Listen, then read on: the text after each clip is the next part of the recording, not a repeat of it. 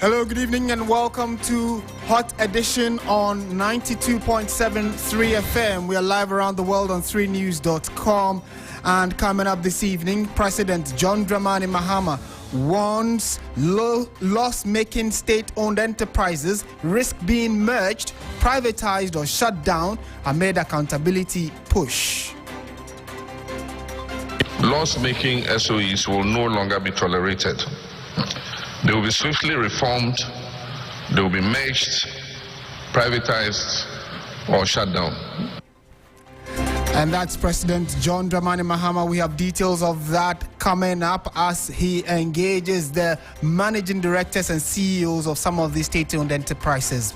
Also coming up tonight, Minister for Foreign Affairs Samuel Okudzeto Ablakwa tells Parliament that 150 Ghanaians are currently in various detention centers in the United States awaiting deportation to Ghana. And later in the bulletin, Finance Minister Dr. Kesela Tuforsen presents bills that will enable the government to repeal and abolish the e-levy and other levies to Parliament. And later, we'll also bring you the story of a senior psychology lecturer at the University of Ghana who has been suspended for 2 months over sexual harassment claims, and he's been tasked to officially apologize to the victims. And 15 other students have also been sanctioned for various offenses. This and more coming up in the next 1 hour. Stay with us.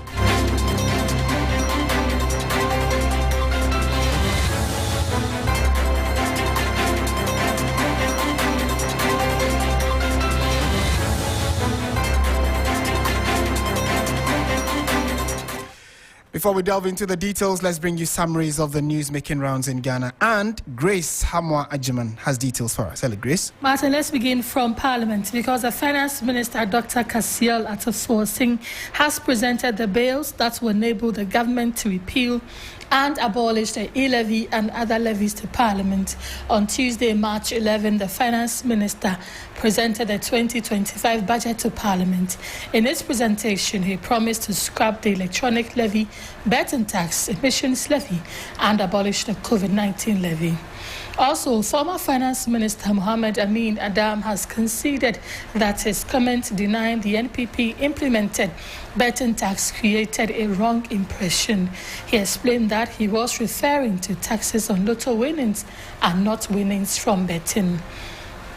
And Minister for Foreign Affairs Samuel Okudzeto Ablakwa says 150 Ghanaians are currently in various detention centers in the United States awaiting deportation to Ghana. He added that measures have been put in place to ensure their safe arrival and reintegration into society. He also said from April this year, Ghana's passports will be modernized into a chip embedded passport.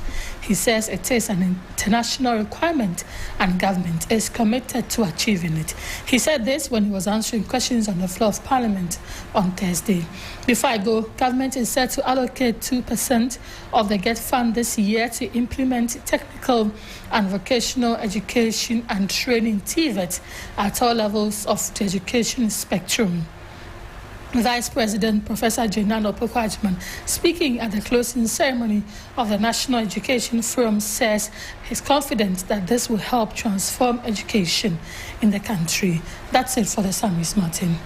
Thank you very much, Grace, for the summaries. Let's delve straight into the details of our stories for tonight. And as we indicated, President John Dramani Mahama has warned that loss-making state-owned enterprises, or SOEs, will no longer be tolerated and will either be merged, privatized or closed down. Speaking at a meeting with chief executives of specified entities under the State Interest and Governance Authority, SIGA, on Thursday, the president called for a complete reset of SOEs to drive their transformation. This follows revelations that many SOEs are struggling financially and have failed to achieve profitability. Analysts have blamed non-performance of SOEs to recklessness and inefficiencies, including poor leadership and lack of good corporate governance practices, amongst others. According to President Mahama, there is the need to shake up the SOEs and realign them. Let's listen to the president. It's clear, anchored on performance, accountability, and national interest.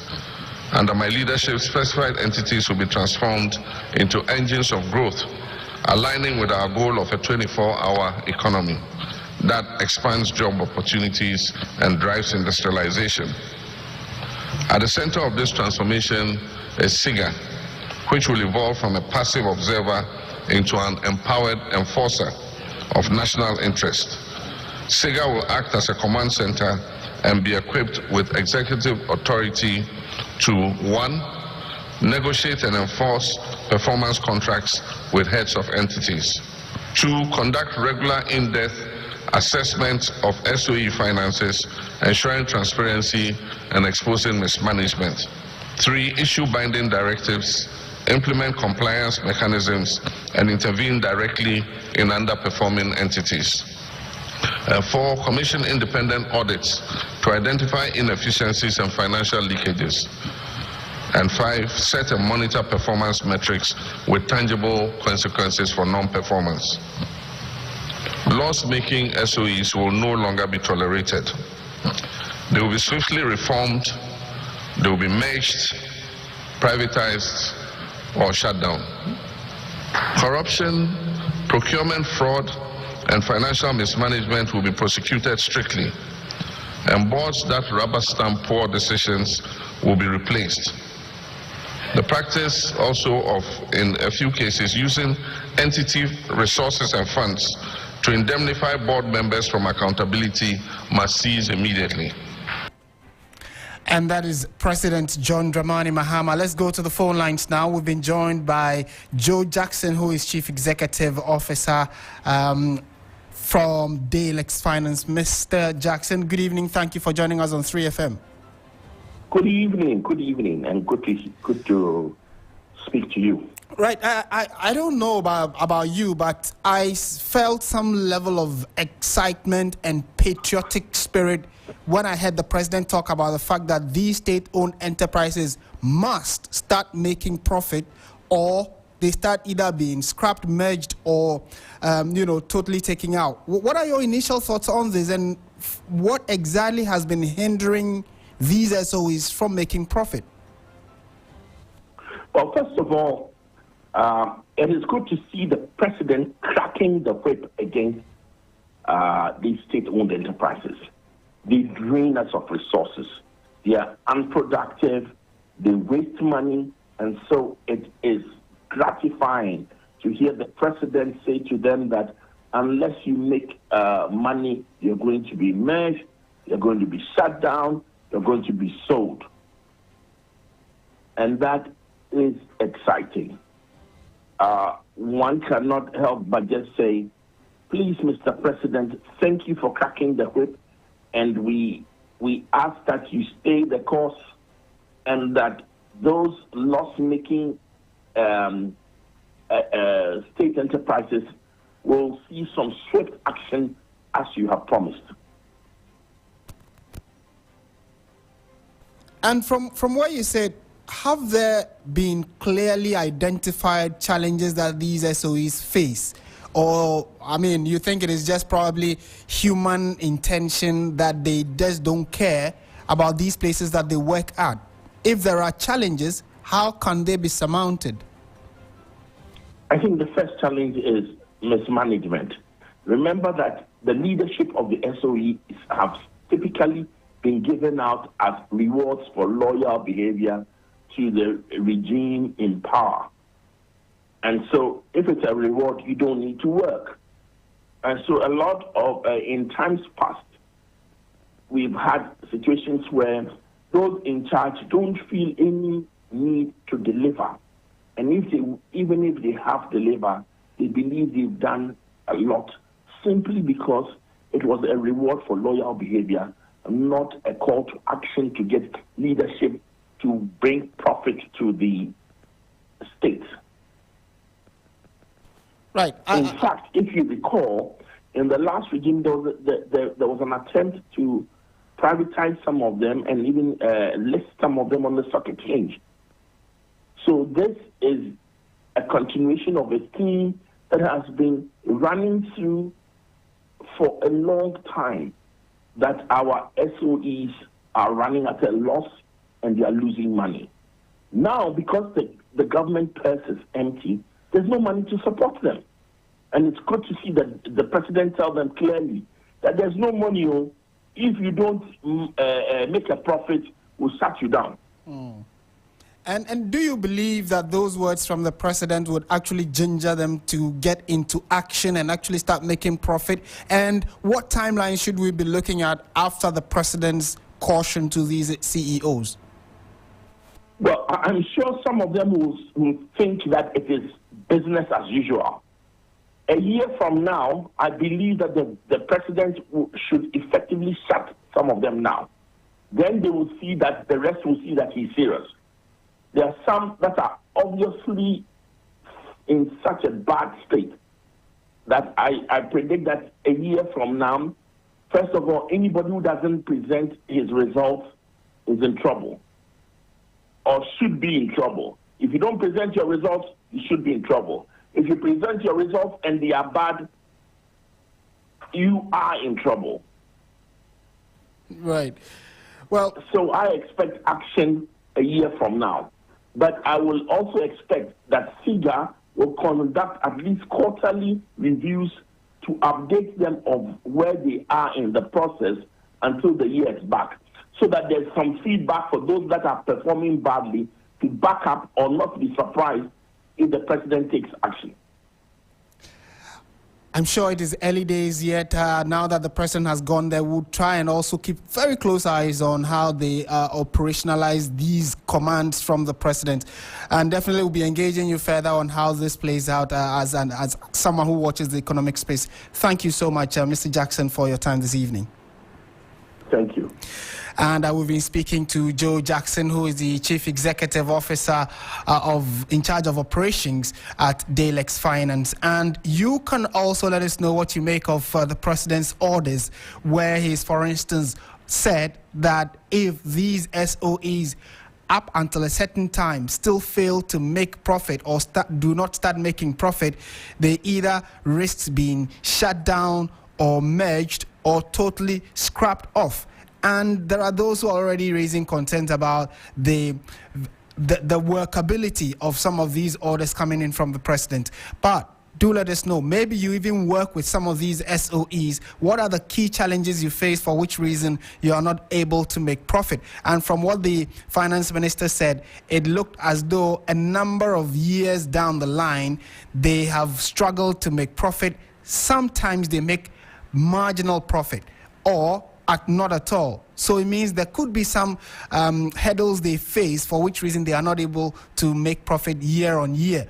What are those challenges? If you are someone who works within the space, you can send it to us on our various social media handles, and we'll share it to the rest of the world as we all put our shoulders to the wheel to get Mother Ghana working again. The challenge out of this, some have also posited, is that all these workers actually turn up to work and get paid at the end of the month. So where does government get the money to pay them? It probably is one of the reasons why President John Mahama wants them to start making profit, generate funds internally, or from the profit they make, it could be reviewed for them to now get some salaries from the work they actually do, and government wouldn't have to go and borrow to come and pay them.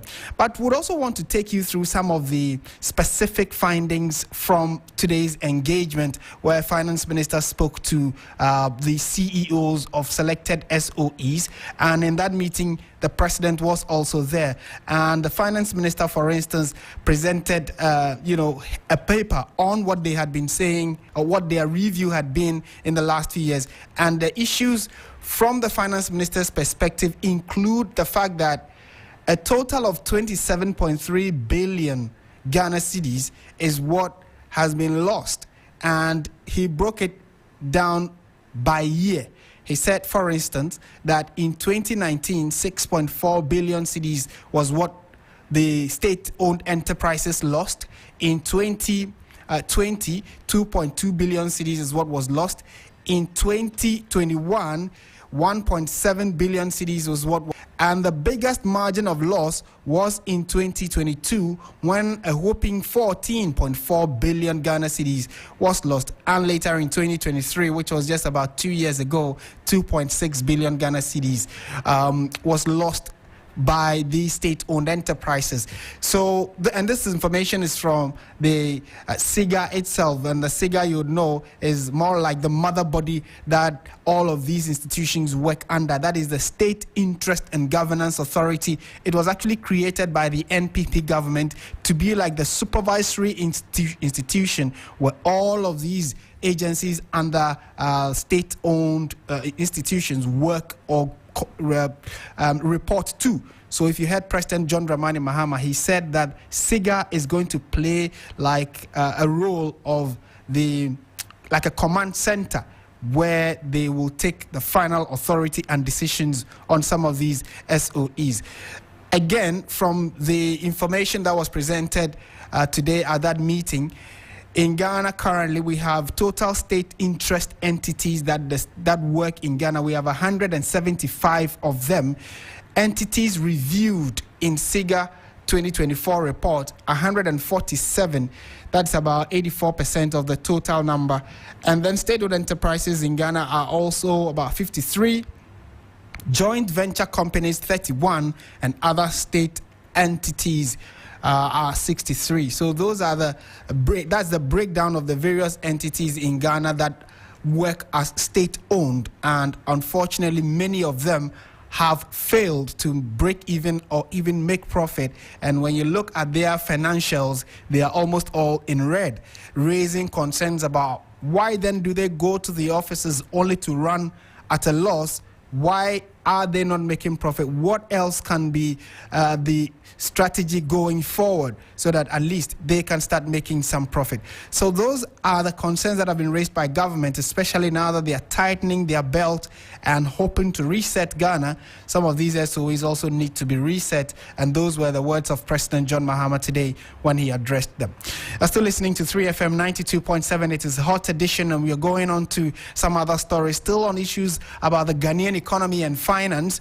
The minister in charge of finance, Dr. Kaysel Atuforsen, presented the bills that will enable government to repeal and abolish the electronic levy, or popularly known as the e-levy, and other levies to Parliament.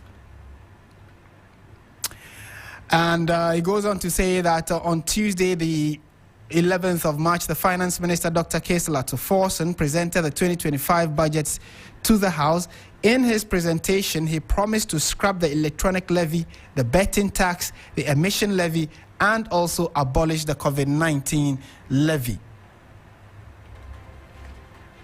On Thursday, the minister presented the bills to Parliament that would enable government to scrap all these levies. Now, the levies include the Electronic Levy Bill 2025, the Ghana Infrastructure Investment Fund Amendment Bill 2025, the Revenue Administration Amendment Bill, the Special Import Levy, the Emission Levy, the Income Tax Amendment Bill 2025, the Growth and Sustainability Levy, and then also Earmarked Funds Capping and Realignment Amendment B in 2025.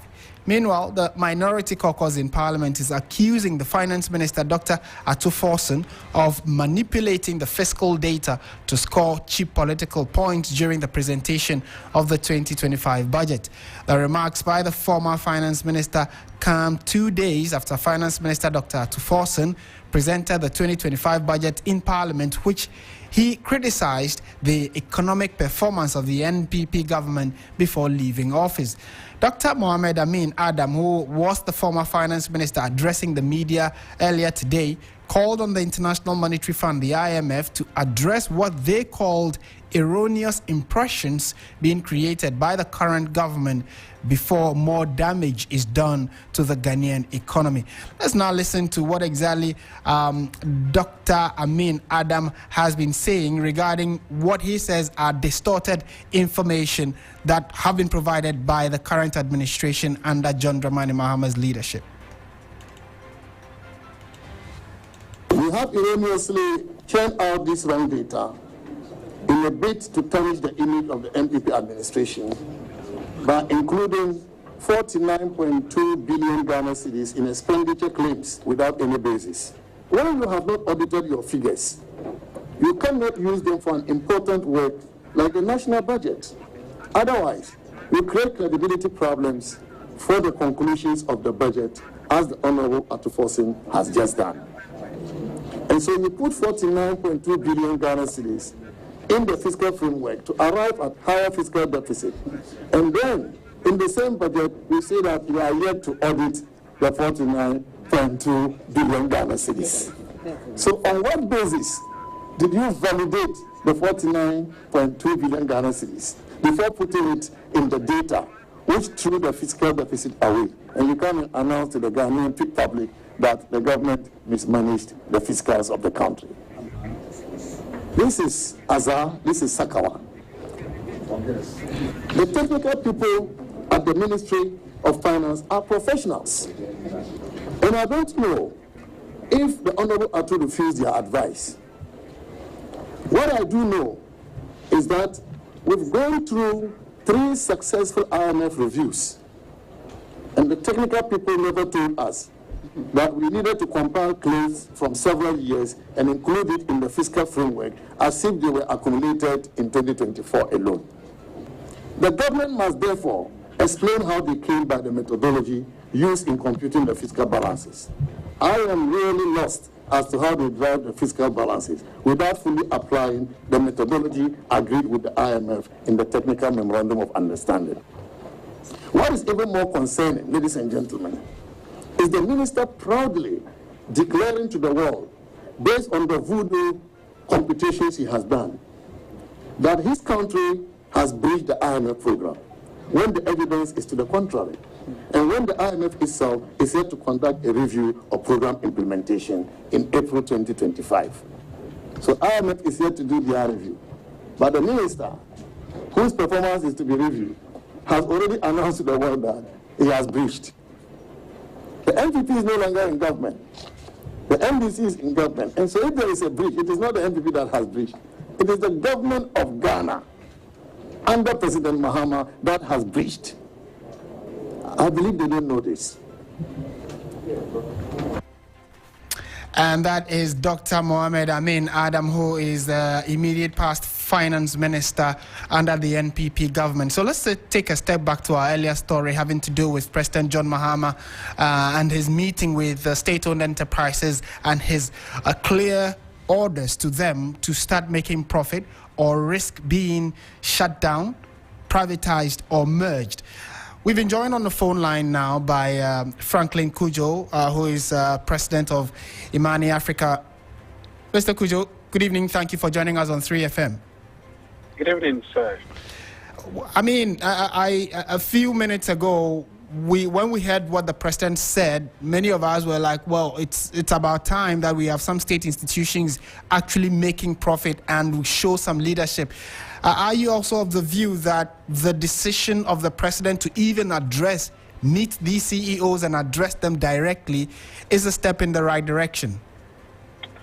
Well, as maybe you've forgotten that last Saturday on the show with Alfred, I think the key point, I said something similar. I'm on record to have said that, if I had my way, about more than 90% of the SOEs would have been buried, actually sold or merged or whatever it is. Because clearly speaking, you cannot be said to be a profit-making enterprise and then eventually delivering losses. If that's the case, why should you exist anyway? So the president is right on point when he says essentially what he said. Having said that, though, I think it also behooves on the presidency and I think the finance ministry to ensure that something the president said, performance contracts, which must be explored the more. But even then, I would even call for a much wider approach, to the issue of performance contracts. Though it shouldn't just be a contract between just the CEO of a state-owned enterprise and then the finance minister or even the president alone. It should be something that should be applied. It should be bi-directional, so that if the performance contract is signed between the president, the finance minister, the CEO, maybe SIGA itself, and then the rest of the organization, that respective organization. So in this case, almost all the state-owned enterprises have different performance. Well, they have the same performance, probably different performance contracts because they would have their different, should I call it, estimates that they want to attain or achieve in a particular year. So the milestones, rather, that they want to achieve in a particular year. Those contracts must be known to everybody in the organization. In fact, it must be known to the public as well, but we bankroll these enterprises in the first place. So once we get to know, and then these people accept that, look, if they set their milestones to achieve, targets to achieve in a year, and then they do bi-monthly or bi-yearly assessments, the 6 months, they'll be able to tell us exactly where they are going wrong and what they need to do quickly to change course. I think that is the only way we'll start beginning to see some metrics that will yield results, because it will be obvious to whoever is looking at this performance contract or following, including you and I, by the way, media and citizens, will realize that no, this organization is not it's not likely to attain their milestones by the end of the year. So what happens? They either change course, or if they don't change course, by the end of the year, it will be obvious who has not done well. Then that way, self-correction. They know very well that nobody will even rank you. You yourself, you know that 1 year, you understand? Yeah. So I think we should stop these performance-based contracts using the same PFM systems that says, look, do this procurement. Even the way they do the procurement, we should know. You see, the whole enterprise must be known to the entirety of Ghana. So part of the performance contract, if you want to go and buy something, especially, this state-owned enterprise, they procure a lot. Yeah. The things they procure that have sat at sat at the port and attracted demurrage.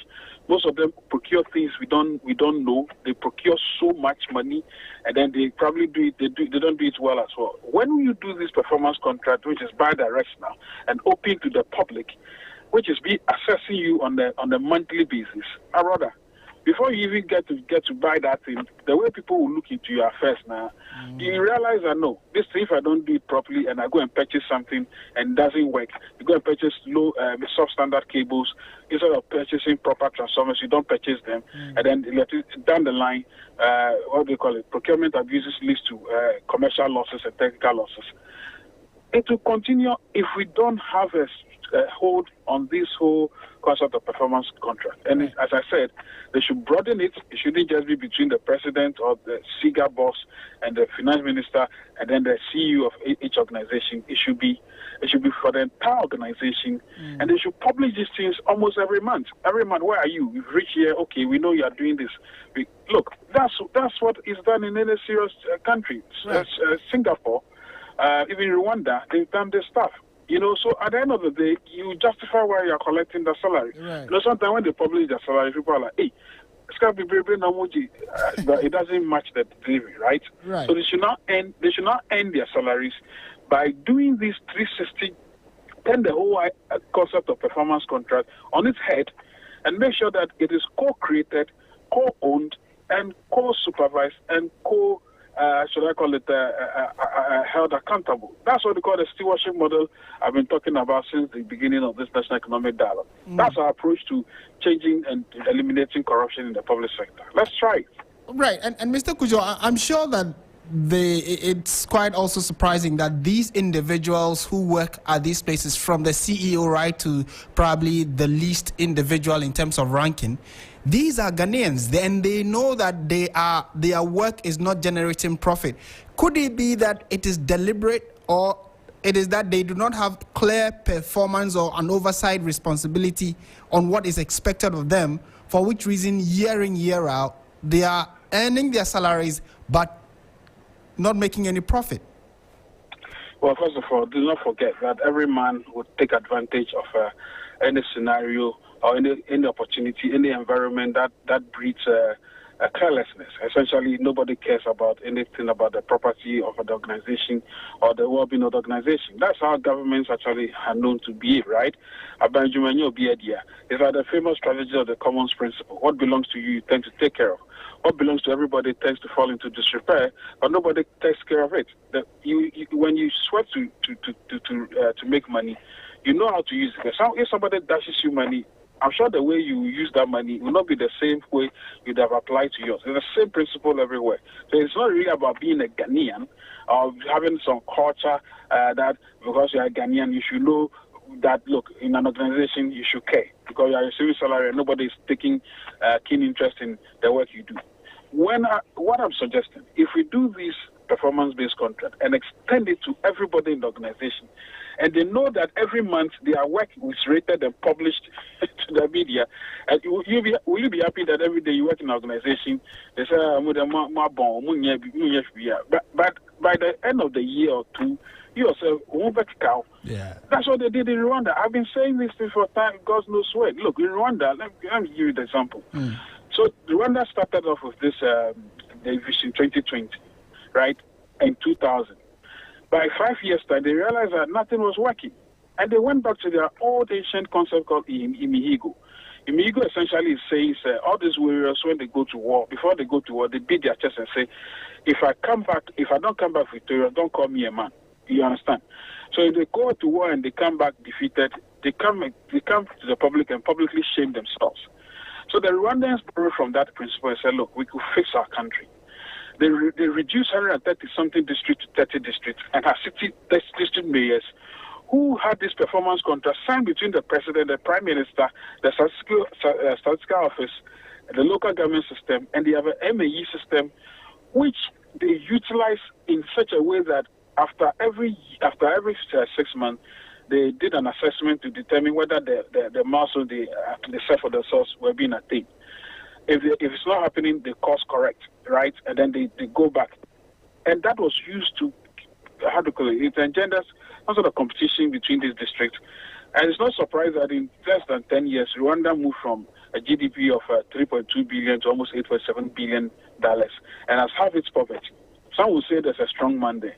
But you don't know, behind that, there are all these important performance contract-based system. In fact, we call it at Imani stewardship. So that by co-creating the whole vision, owning it, and then you yourself assessing it, all of you assess it, at the end of the year, the president comes, there's a charter you sign, they show it to everybody in the city, in the district. Everybody knows what the district is supposed to attain.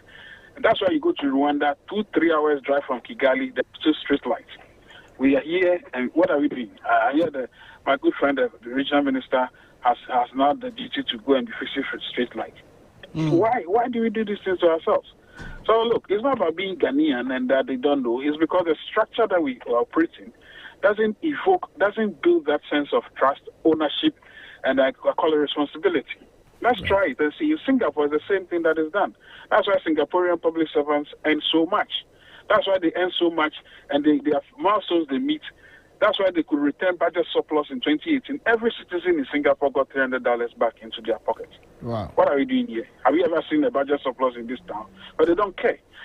So look, my brother, there's a way to fix this thing. And I think they should expand this performance-based thing. Let's turn it on its head and see how quickly we'll get results. It's there. It's happening. Yeah. It's happening. The same thing you see in Estonia, in New Zealand. They use performance-based contract, but they turn it on its head. Everybody in the institution knows what the milestones, the goals are. Right. You think if we did that in the district here, it will not work. But the district chief executive will not be looking over his shoulders. But there was a time I went to Eastern region to do some work, and then I met this DC. DC of I've forgotten the name of the area, but there was this famous market where he was. It's called the Mamikrobo market. Mamikrobo market was giving him 80% of his IGF. You know what he was doing next? When we went in 2014, they were now trying to divide the district. In fact, they were trying to redemarcate the district. He was going to lose Mamikrobo if he stayed in the old district. So you know what he was doing? All he was doing is to scheme to become DC of the next area that had the Mamikrobo market. Why? There was a planner there, a first-class guy who went to tech, who did planning. He was just sitting there. He said, "Mr. Kujo, I'm just an armchair planner. You will never get your whatever you want to attain if you don't invest this relationship where people hand over stuff to you. They give you what you have to buy from the center. What is this? We even cap we look at what we did at the last administration. They cap their budget and then use it for frivolous things. Now these guys have come to uncap it, and some people are complaining. What is this? Right. I mean, we are not doing anything here. Right, and maybe before you go, we know that a number of governments they speak tough, but then execution is almost always a challenge. From where you said, is it actionable? And if so, are you optimistic that today's meeting is probably the step in the right direction and a step to greater things from these SOEs? Well, listen, a few people will listen and say, oh, water off the duck's back. They'll say, okay, well, we know that there's a PFM structure. The finance minister mentioned he brought a copy of the PFM, the same thing. We've been doing this PFM, Public Financial Management for 1997. The whole cycle, they'll give it to them. They'll go and do procurement and nobody will even hear about it. Look, my brother, I'm not saying what I'm suggesting is a single bullet to solve the issue. But let's just try that. Let's expand the performance contract the president mentioned. So, look, and then maybe say that, look, Master, so if you don't attain this thing in a year or two, I will merge you or sack you, or, and I think we need to do that. So, beyond just saying, say, if you don't return value, we should actually help them build the system. We should help them build the culture of seeing themselves as enterprise enhancing, value creation, profit making, profit maximization. Look, let me tell you something before we go. The last time the NDC was in power, Satekpe set up a committee called Winning State Sovereignty Agencies. I was the only CSO guy in there. The work we did, the institutions we met, they could project about 4 years into the future and the values and the monies they will make. So they could stand alone and not be on the sovereignted by the state. I was shocked. UCC, Ghana Standards Authority, Ghana Food Drugs Board, all these people provided serious data projected into the future where they could survive. That's what we need to probably start doing. And I have those records. At the time, I recall that we managed to save close to about 200-something million Ghana cedis. When my good friend, finance minister, the one who was deposed, Kenneth Oriata. All those things are away. I don't know, say bond market. I don't know, private. I don't say bond. Interest. Right. That's what they were doing. They never thought about building the public sector properly. So we don't build upon systems. And that's a problem we have. My brother, this thing, we can fix this stuff. There's no rocket science to it. Others are doing it. Why are we not doing it? My brother. Well, I feel the optimism in your voice, and I totally side with you on this one. But thank you for making time to speak with us this evening. It's been a pleasure, my brother. Right. Franklin Kujo, President of Imani Africa, sharing his thoughts on President John Dramani Mahama's strict orders to SOEs to either start making profit or risk being merged, closed down, or privatized. And we are all keeping fingers crossed to see beyond the talk. What else? When are the key actionable decisions going to be made, and when will they start making those profits? And like you've also heard from my expert guests who've spoken this evening, they say it is workable. We can turn these SOEs around, but it should be clearly after a proper assessment is made to find out what clearly the challenges are and how to surmount these challenges. And again, it could also be that a number of these SOEs, based on what they do, they are outmoded in entirety. So if there are private institutions that are doing what these state-owned institutions are doing, you're better off closing them down or modernizing them so they can also be competitive in whichever sector or areas that they are in, so that we can start making profit as a country.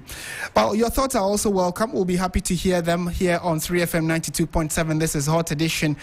We are just going through some of the major developments in the country so far. The biggest one has to do with President John Mahama meeting CEOs of some state-owned enterprises and giving them clear, actionable actions that they need to take so that the country can start turning some of these institutions around from the minus on their plus on their books to start making profit. Also, Finance Minister Dr. Kesla Tuforson was in Parliament today to present bills that would enable by the NDC government before damage is done to the Ghanaian economy. We also brought you that insight of what specifically their concerns are.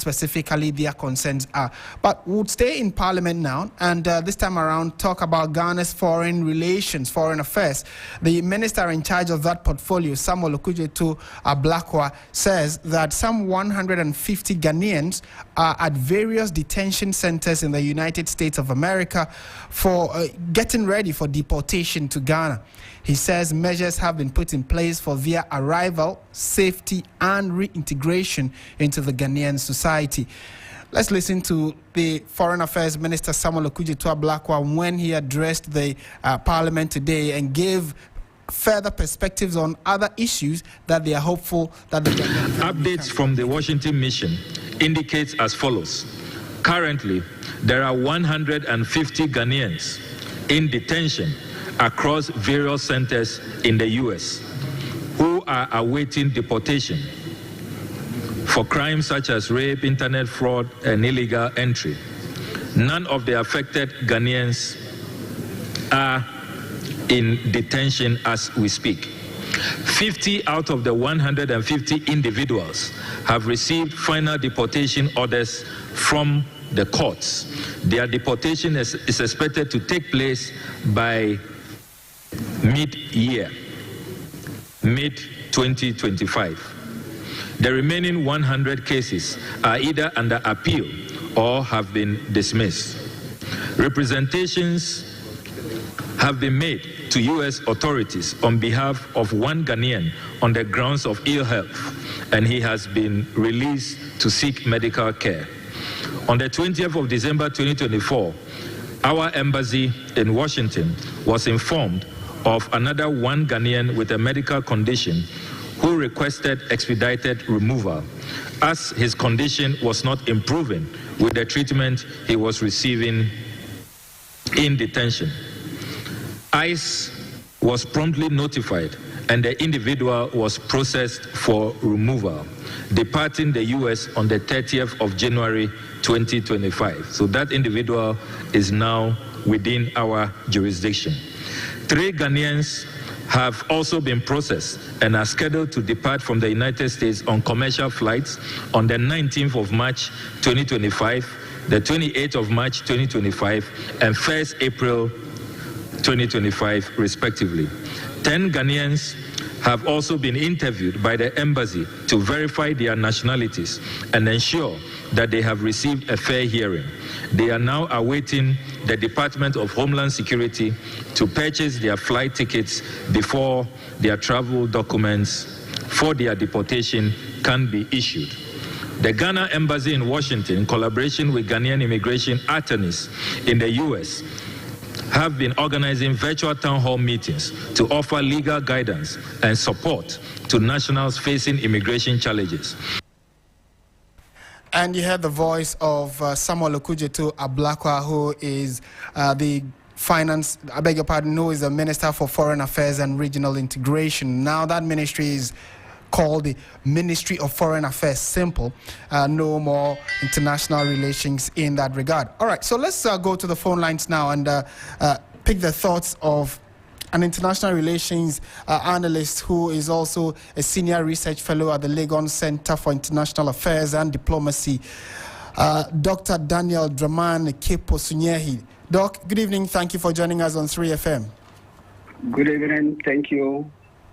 To start with, I'm sure that you've been following these conversations about the U.S. deciding to deport illegal immigrants in their country, illegal immigrants in the U.S. Does Ghana have a say regarding the people that the U.S. intends to deport?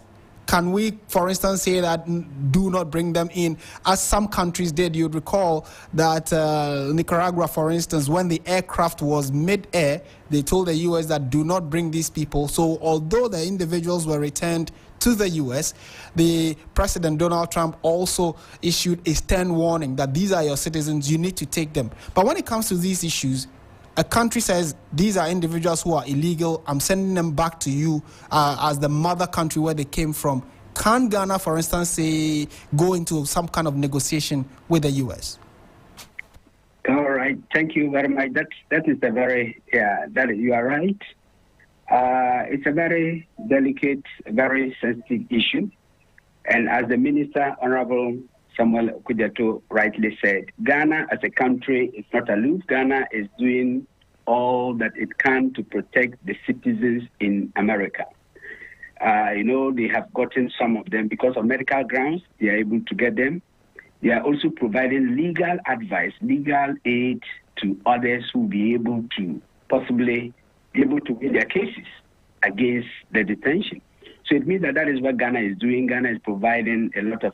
But for Ghana as a country to stop this deportation, that might be very difficult because it's a political thing. And you know that Donald Trump, as part of his foreign policy, as part of his national security dimension, he said it's very clear that if he wins the power, he is going to send away all these illegal migrants. He even made joke of the Springfields, seeing some of them who are cutting cats, eating rats and rabbits and all those kind of dogs and crimes and all this kind of thing.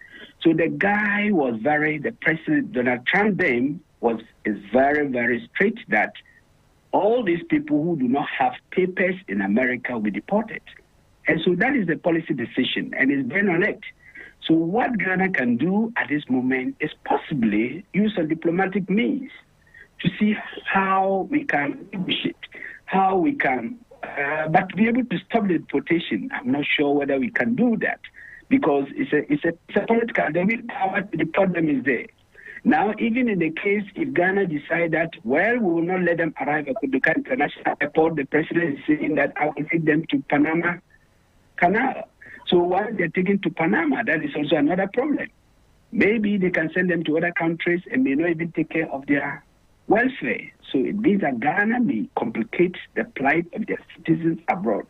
So it's a very difficult situation. I think that what the ministry is doing or what Ghana Mission in Washington and other areas are doing is to provide legal assistance to them, possibly be able to win the cases. Some of these charges may not be right. Some of these criminal records may not be so. So Ghana should be able to provide the legal so that our citizens that are in America, will be able to get a legal cover. And so that the court will dismiss the cases and they will have their stay. For me, I think that is the best approach, and I think government should look in that direction. And I get the point you make that, look, it is Donald Trump and his America, and if they say they do not want these people, their countries of origin do not have much of a say. They probably can only negotiate somewhat, and the negotiation will only cover maybe the processes of the deportation, but the deportation will eventually happen. And why should it even be the burden of the Ghanaian leadership? When, for instance, these individuals went on their own accord, and then now that they are facing challenges, it is the country that has to, step in to try and find some assistance, even although they are being deported. Why has that always been the challenge, that people of their own accord leave the shores of the country, but when they have challenges in other countries, then the government must come in? Yeah, but that is the essence of it. Once they are Ghanaians, Ghana as a country has a responsibility to protect its citizens. And Ghana equally have the same responsibility to protect its properties in America. Like our embassy, the residents, Ghana must protect them. And the citizens of Ghana are part and parcel of Ghana. So it is government duty, the state responsibility to protect the citizens within Ghana and outside. So it is a contractual. That is the contractual relations. The citizens of Ghana, we are paying tax, we are contributing to the development of Ghana, and even those who are in America, indirectly, they also contribute. They send their remittances to Ghana. And Ghana, and if you go into remittances, they constitute a great economic development. So they are assisting Ghanaians, even though they are living in America, they support their family members, they support other people, they contribute to Ghana. So on that logic, I think that Ghana cannot run away from its citizens. Once they are Ghanaians, and I think the minister said something that they are verifying about 10 people their nationality. That is what is more important. Once they have verified in their Ghanaians, Ghana as a country has a responsibility to protect its citizens within and outside. And for that reason, I think that government should do whatever it takes to protect them. Because if we leave them, they are going to perish, and Ghana will suffer it because they are part of Ghana. It is just that they are there. Of course, it's quite unfortunate even if you get into the Middle East, we equally have the same crisis sometimes in the Middle East, yet Ghana's embassies, Ghana consulate, consulate general and honorary consulate are all working to assist the Ghanaians that find themselves in the Middle East. It is the same thing in U.S. that we have found ourselves. We shouldn't say that, why did they go there? They went there to look for money? No. They are Ghanaians. Right. If things are good for them, Ghana will benefit. And if things are bad, Ghana should also carry the burden. For me, that is the point. Right. So we cannot run away in terms of Ghanaians finding themselves on the wrong side of the laws in other countries. Ghana should do everything possible to assist them. Even if they're taken to any other area, Guantanamo Bay, they're taken to Panama, Ghana must show interest and protect the citizens until they get home safely. What can you tell us about Ghana-U.S. relations? Would some of these issues, or do some of these issues have the potential to strain the relationship between the two countries, or these are actually non-issues and may not affect it in any way? I do not think this immigration issue will affect Ghana-U.S. relation much. Of course, it may be a minus because Ghana government certainly will not be happy, but that is the policy direction of the government. And the Donald Trump has made it very clear. I will deport them when I get it. It is just like he's going to construct his wall. So Ghana must tread cautiously, not to have a very negative relation with US. We must continue to maintain a good relation with the Americans, and we must continue to have a good relation with the Donald Trump administration. And just that, what should be Ghana's priority is to find a way to promote, to support the citizens there, whether legal aid, as I said it. If there's any financial aid, Ghana should come. If there's medical support, Ghana will do it. But to stop this deportation, I'm afraid, I do not think Ghana government can stop it. But we should provide any assistance that is possible in Washington and in other areas. Those that are detained in other immigration centers, Ghana should show interest to support them. We cannot at this moment run away. And I don't think that this deportation will affect Ghana-U.S. relation much. It's a minus, but it will not affect our relation. And my final question would be that what role can international bodies like the UN or the International Organization on Migration, for instance, play when it comes to some of these issues, especially when these individuals are deported? Are there plans in place, for instance, that you know about, that these multinational institutions can give in terms of assistance to the countries where these individuals are coming to? Yeah, usually if they are like treated as internally displaced or refugee, that is where the UN specialized agency responsible for refugees come in there. But these are people who are not refugees, so the aid for them might not be very clear. UNICEF take care of, if there are children among them, UNICEF may at least support them once they arrive in Ghana, maybe on humanitarian grounds. But these adults who are not refugees, I'm not sure of a package. Rather, maybe Ghana as a country will see what they can do. Transport them from Accra to their destination and maybe get them some small capital to live. But UN may not have this direct one to be able to take care of all this things. However, if they're taken to other areas and they're treated by international law as refugees in that third country, then the international bodies will come in there. That is where you have this international migration organization will come in there. You may have all this UNICEF, they all go there. Once they move to a third party and they get the status of maybe say refugee, that is it. And it also depends on the kind of status that they give to them. And if they are just seen as economic migrants, I'm afraid this international organization may not provide much support to economic migrants unless their status changes.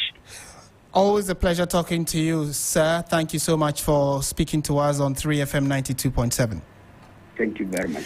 We've been speaking to Dr. Daniel Draman Keposunyehi, who is a senior research fellow at the Legon Center for International Affairs and Diplomacy, LESIAD, at the University of Ghana. So what do you make of this current development where the Foreign Affairs Minister says 150 Ghanaians are in the pipeline to be deported. That's the right expression, to be deported into Ghana. Do let us know what you make of this development. Probably if it's a relative of yours or someone you know about, how is the family or even you taking this particular development? We'll be happy to hear your thoughts on it.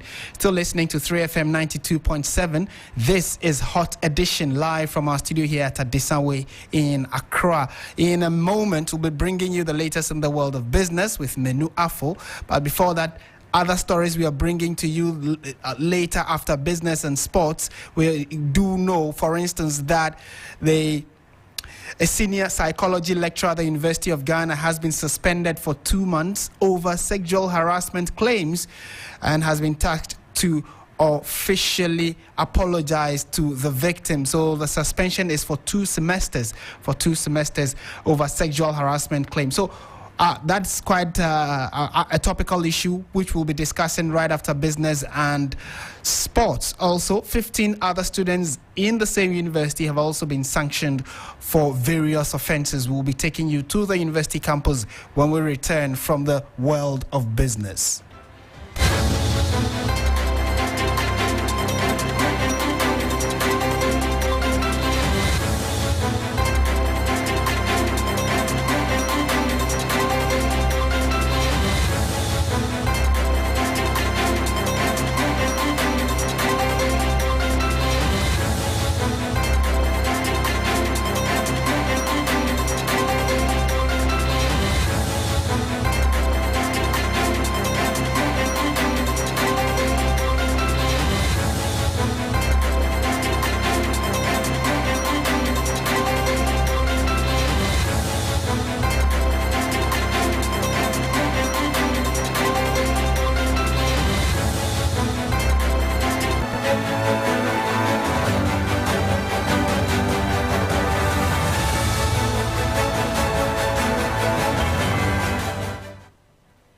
Good evening. Welcome to the business segment on Hot Edition. Coming up tonight, Finance Minister underscores need for bold policies to turn fortunes of state-owned enterprises around following President Mahama's warning of job losses of CEOs found culpable. My name is Menu Afo. Details of this and more are lined up for you. Please stay.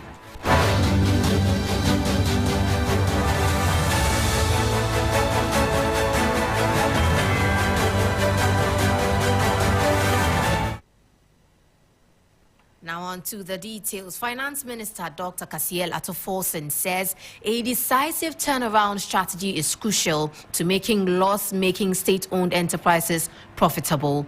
He was speaking at the President's meeting with specified entities under State Interest and Governance Authority, SIGA, where President Mahama warned that heads of state-owned enterprises that continue to make losses risk losing their jobs.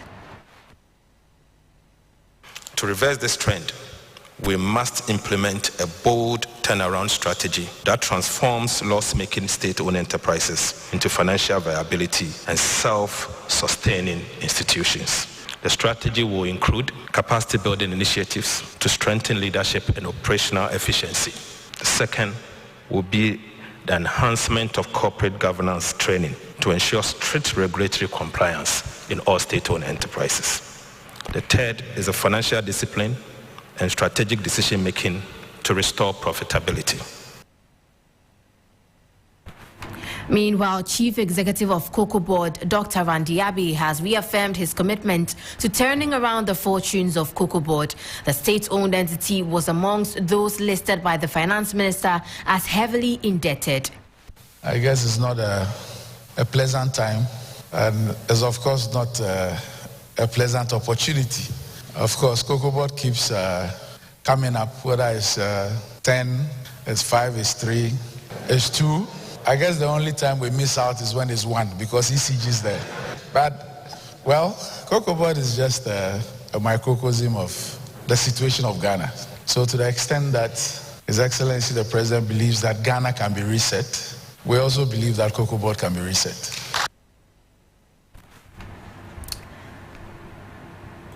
Now, Deputy Chief Executive of Agri-Impacts Limited, Juliana Asante Dartey, is urging government to take deliberate action in creating opportunities for women and persons with disabilities in the agricultural value chain. This move aims to address unemployment among these groups. The Deputy Chief Executive emphasizes the need for tangible investments through budgetary allocations to support young women interested in agribusiness. She highlights the importance of empowering women with the necessary resources to thrive. Government also needs to make the right investments. So when we have done our budget, when we are planning, we need to specifically plan for women and also to identify the challenges and where there are pitfalls and to make tangible budgetary provisions so that some of these barriers can be removed. A senior research development officer at University of Ghana, Mame Nyameche Hashful Noti, urged businesses to give priority to people living with disability. What we want to put out there to other organizations that we've learned through the Happy program is give opportunity to persons with disabilities to also come into your company. They are so focused, they are intentional about what they do, that if you want to see innovation, let's say silent innovation, you want to see your business thrive, they are key human resource that as Ghanaians we should encourage into our ecosystem, particularly those who are also young and the young women. And now, despite current economic challenges, 80% of Ghanaians remain optimistic that their financial situation will improve significantly within the next 6 months.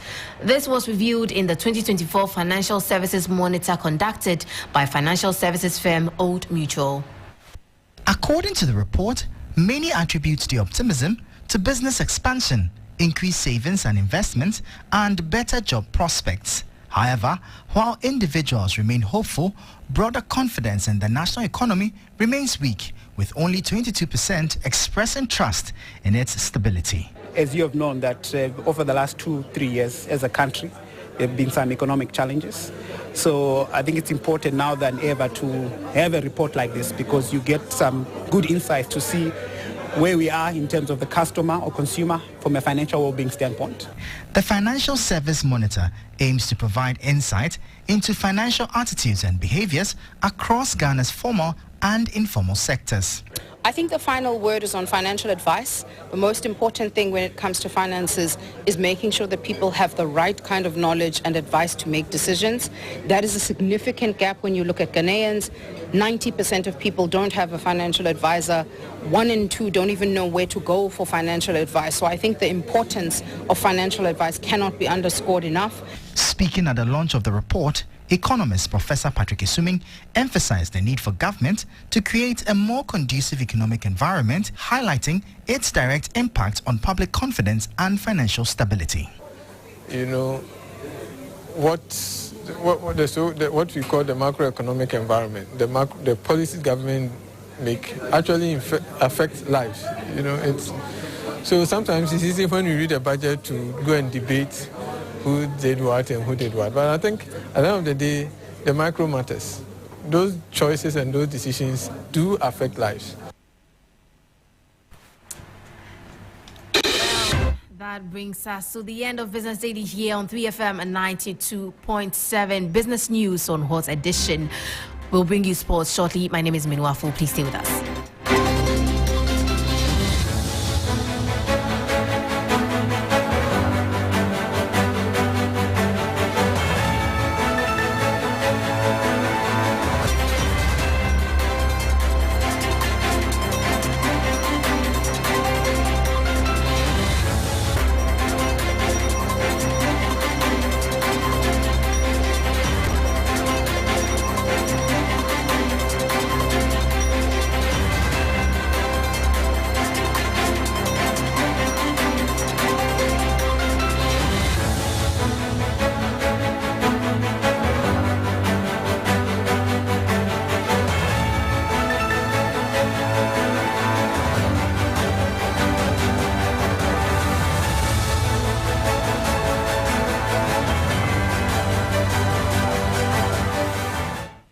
Hello, good evening, and welcome to the sports segment here on Hot Edition on 3FM 92.7. Let's focus on our stories now. Asante Kotoko clinched a gritty win against lower tier side 11-wise to advance to the MTN FA Cup quarter-finals, setting up a clash with True Democracy. The fixture, initially set for February 23, was rescheduled due to Kotoko's delayed return to competitive action. Elvis Cheibafor netted the decisive goal, and head coach Prosper Ogum shared his thoughts after the match. So I think both teams played well. Both teams came with different tactical approach. You could see that they came trying to sit low and then catch us on the counter or fast break. We also tried to keep the ball and also make sure that we used the space behind them. So out of that, I think we got a goal. The most important thing is that we've won and we are moving to the next stage of the competition. So congratulations to the team and to the supporters. And so that was head coach of Asante Kotoko, that's Prosper Nati Ogum. Let's do some more stories because with Heart of Oak out of the competition, the Porcupine Warriors will be aiming for their 10th FA Cup title. Fans at the Babaya Sports Stadium shared their reaction to the match itself, citing expectations and whether Kotoko can go on to win the competition as well. But before we do that, let's do some student sports where Prempeh College were victors in the boys division in the 2025 Super Zonals, winning the competition for the second year running. Among their best performing athletes was Thomas Amoah, who's the younger brother of Ghana sprint star Joseph Paul Amoah. My colleague Billy Shen highlights how the young Thomas is taking steps to emulate the legacy of his bigger brother. Joseph Paul Amoah emerged as a shining light for Ghana at the 2023 African Games, winning gold in the men's 200 meters in 20.70 seconds. The victory marked a historic achievement as he became the first Ghanaian to win gold at the Games since 1973. Joseph's athletic journey is decorated with numerous accolades, including a gold medal at the 4x100 meter relay at the same Games. He has also made significant strides on the international stage, winning bronze at the 2022 Commonwealth Games and competed at multiple World Championships while representing Ghana at the 2020 and 2024 Olympics, solidifying his status as one of the nation's best ever sprinters. Thomas Amoah, Joseph's younger brother, having witnessed the achievements of his older brother, is ready to follow the footsteps of the two-time Olympian. My brother motivated me, and he's my mentor. Yeah, he's my mentor, and his sacrifices. Some ways he told me, motivated me to become an athlete.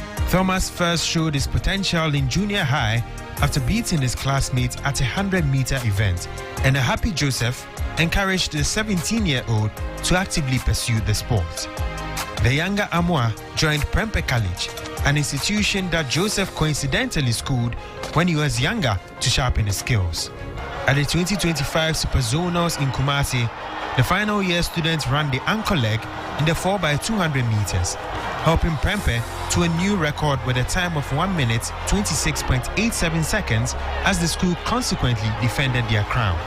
That race brought back fond memories for Joseph, who watched his younger brother with immense pride.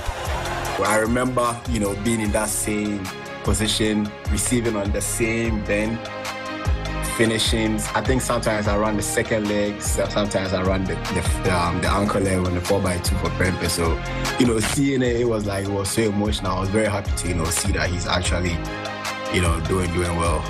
Thomas, with just a few months left to high school graduation, has his sights set on competing for Ghana. Frank Ejay, the school sportsmaster, believes he can surpass his elder brother. Now, Amoah has a role model. Amoah has somebody to look up to in the family. You get my point? Amoah has somebody to look up to. Amoah has somebody who can encourage him and say, oh, guy, this is not where you belong. Move higher. I'll give you everything you want. If Amoah wants logistics about athletics, Joseph Paul is already there. Joseph, still at his peak, has set a high ceiling for his younger brother, but Thomas remains confident of reaching the highest stage in athletics. In the next few years, we could potentially witness the duo running side by side in Ghana colors, battling for laurels.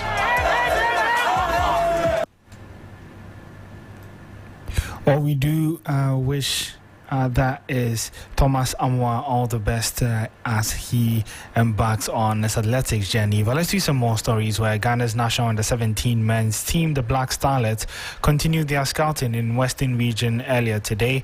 The team, led by head coach Frimpong Manso, was at the Kobe's Park to scout for talents for the under-17 team. Despite Ghana's vast talent pool, Manso predicts a tough challenge for the country in the WAFU Zone B qualifiers for major tournaments, citing the impressive talent of neighboring countries. I'm telling you some of the factors. Because of the change of the format, it's been very difficult, but we need to be able to clear the Nigerian, Côte d'Ivoire, Burkina obstacles before we can move to the next stage, which is the AFCON. You see, but before, at the moment, it was an elimination series. So you play 1-2 games and then you qualify to the World Cup. Now it's not like that. So yes, that is one some of the reasons. So in our selection, we need to factor all those things in to be able to deal with the Nigerian threat, the Ivorian threat, the Burkina threat. Yeah, before we can play. With the WAFU, it's more difficult.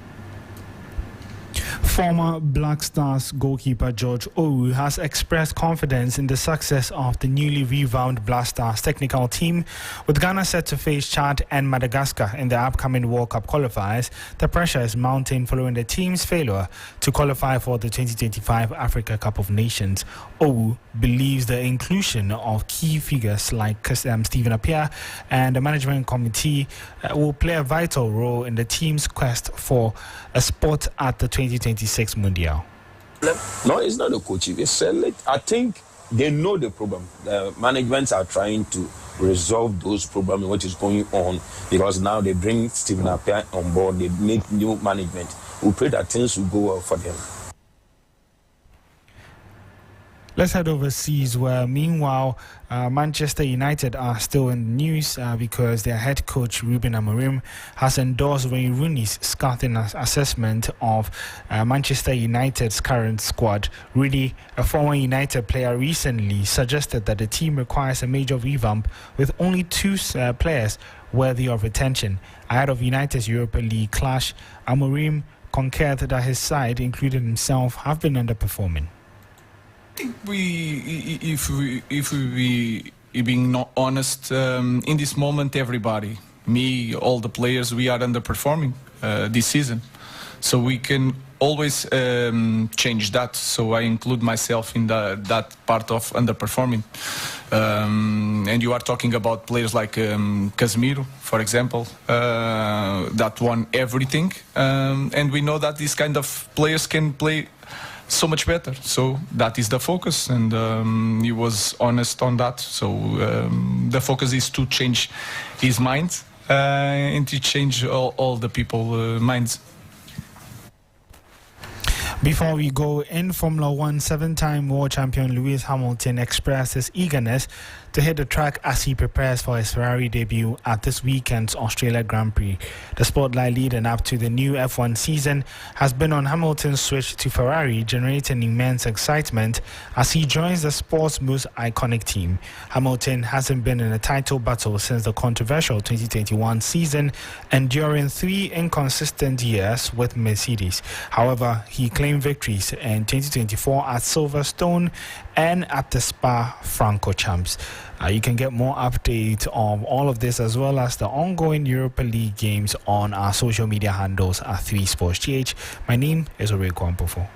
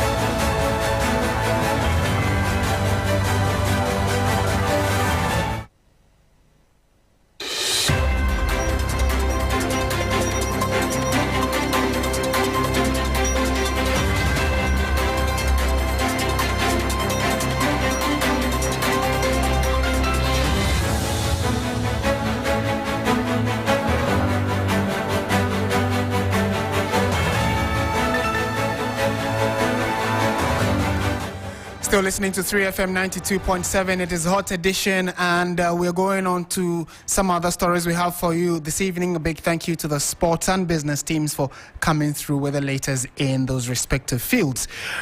We're starting from the courts now, and security analyst Professor Kwesi Ening and Imani Africa are this evening praying the Supreme Court to restrain the President of the Republic from firing the IGP and any other security heads until an ongoing case relating to the matter is decided by the court later in May 2025.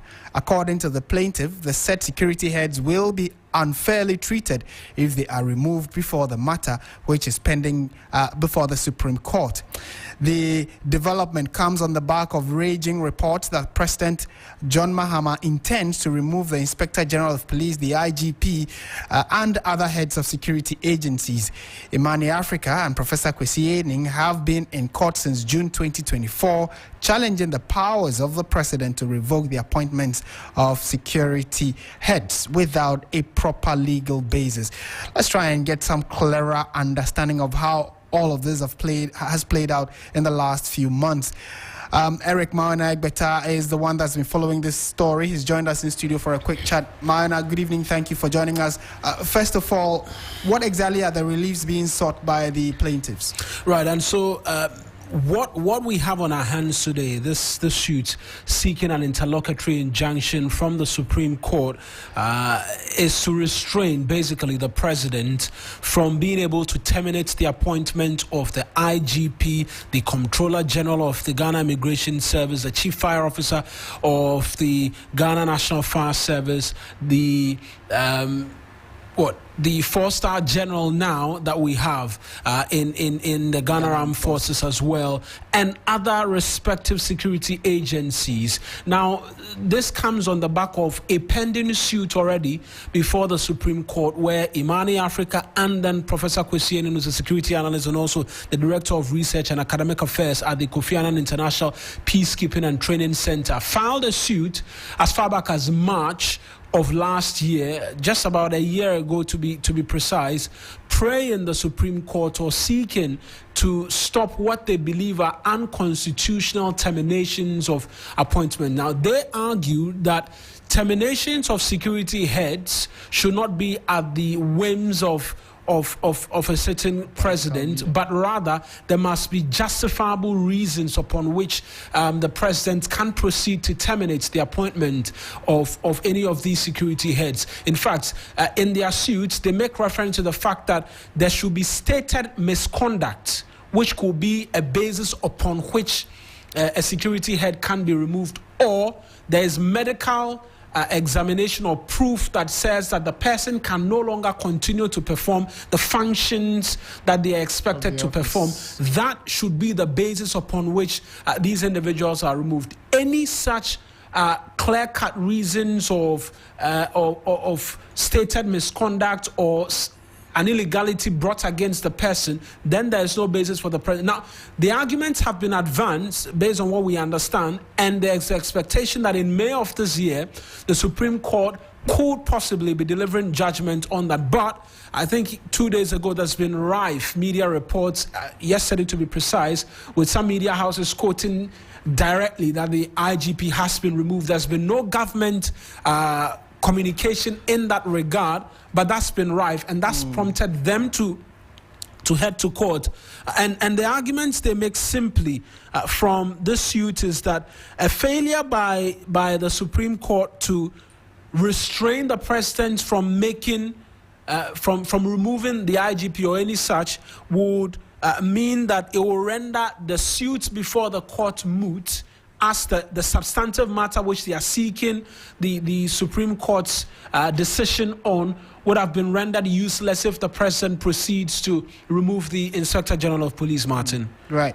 And it also is not out of the president's powers to change the heads of security agencies, is it? The president does have the prerogative to do that, doesn't he? Just that these individuals, that's Imani and Professor Ening, just want some procedural considerations before that action can be taken. Absolutely, because the president appoints and he will be the same person to revoke. But they argue that the process in revoking the appointment is not constitutional. It has to follow a certain laid down procedure, and that what we've done in the past, from President Akufo-Addo's subsequent appointment of a number of Inspector General of Police during his term, hasn't followed this stated procedure. And so the court should rule on the matter and then create what we call judicial precedent, which will become law and binding going forward, that the presidents going forward can no longer engage in such actions. That's what they are seeking to do. And they are saying that if the court does not restrain the president now, and the president decides to revoke the appointment of the IGP, the Comptroller General, and the rest of them, then really the case they brought before the court, which they are seeking the ruling of the court, would have been made moot, Martin. Right. All right. Eric Maanagbeta, thank you for those quick updates from the courts. And so if you want details of this, if you visit our website, 3news.com, you get all these details, and then you can also be part of the larger conversations as regards the appointment of heads of securities and the revocation of those appointments by the appointing authority, which in this case is the president. And so we have details of that on our website, 3news.com. And one of the key stories in our headlines we brought to you has to do with a lecturer at the University of Ghana who has been suspended for 2 semesters over sexual harassment. So let's bring you details of the story now. And the University of Ghana has suspended a senior lecturer at the sociology department for 2 semesters over allegations of sexual harassment. Dr. Samson Obed Apia has been cited in a notice signed by the university's registrar among 16 other students sanctioned for various forms of misconduct. He is, among other things, expected to issue a formal written apology to the complainant, I should say, and is also barred from applying for promotion in the next highest grade for a whole year following the end of the suspension period. In a jiffy, we'll bring you details of what exactly was the harassment, the specific harassment that has been leveled against this lecturer. And we also do know that other disciplinary actions, including, are also undergoing training on sexual harassment and misconduct to be conducted by Anti-Sexual Harassment Committee of the university. The University of Ghana has also cautioned members of its community to familiarize themselves with the regulations and conduct themselves in a manner befitting of the community. And the individual in question now, Dr. Samson Obed Apia, we're told has a PhD in sociology from the same university, which he earned in 2014. His thesis paper was Workplace Safety and Accidents Among Artisans at the Kokompe Market in the Kokompe area in Accra. He also has an MPhil in sociology from the same university, University of Ghana. He ended that in 2008. He got a BA, or his first class honors in sociology and philosophy from the university, same university. So he has probably, from all indications, lived his entire life, his academic life, on the campuses of the University of Ghana. But some sexual harassment allegations have been leveled against him, leading to his suspension for 2 semesters. And then subsequently, he's expected to issue an apology to the university and to the students that have been affected by his actions. So that's the news that is coming from the corridors of the University of Ghana. And on the back of that, would want to say a big thank you to you for listening to 3FM 92.7. You've been listening to Hot Edition, which comes your way every working day, or weekday, I should say, 5 p.m. here on 3FM 92.7. I've been sitting in for your regular host, Alfredo Kanse, and the big stories we brought to you this evening include the fact that President John Dramani Mahama has warned loss-making state-owned enterprises that they risk being merged, privatized, or shut down amid accountability push, where clearly, because they are making losses, if they do not turn the fortunes around, they are likely to be privatized, shut down completely, or merged with other institutions. Also, Foreign Affairs Minister Samuel Okudzeto-Ablakwa has been speaking in Parliament, where he says some 150 Ghanaians are currently being processed to be deported to Ghana. They are at various detention centers in the United States of America awaiting their deportation, and he gave a breakdown of what exactly the dates are regarding when these individuals will be coming into our jurisdiction. And earlier today, the Finance Minister, Dr. Kasel Atuforsen, presented bills to Parliament that would enable the House to repeal and abolish a number of taxes that Ghanaians have been paying and crying about, and they include the electronic levy, or popularly known as the e-levy, and also the COVID-19 levy, which many say should actually even be converted to an SHS levy so that we still keep paying it. But on the back of the campaign promise they made of scrapping all these levies, the appropriate bills have been presented to Parliament for consideration and onward repeal so that people can stop paying those bills. And the last story we just brought to you has to do with the senior lecturer at the University of Ghana's Psychology Department has been suspended for 2 semesters over sexual harassment claims leveled against him by some students. He's also expected to issue a formal apology to the victim. Still in that university, though, some 15 other students have also been sanctioned for various infractions against the laws in the school. My name is Martin Asiedu Dartey. Thank you very much for listening. There is more on our website, 3news.com. Bye for now.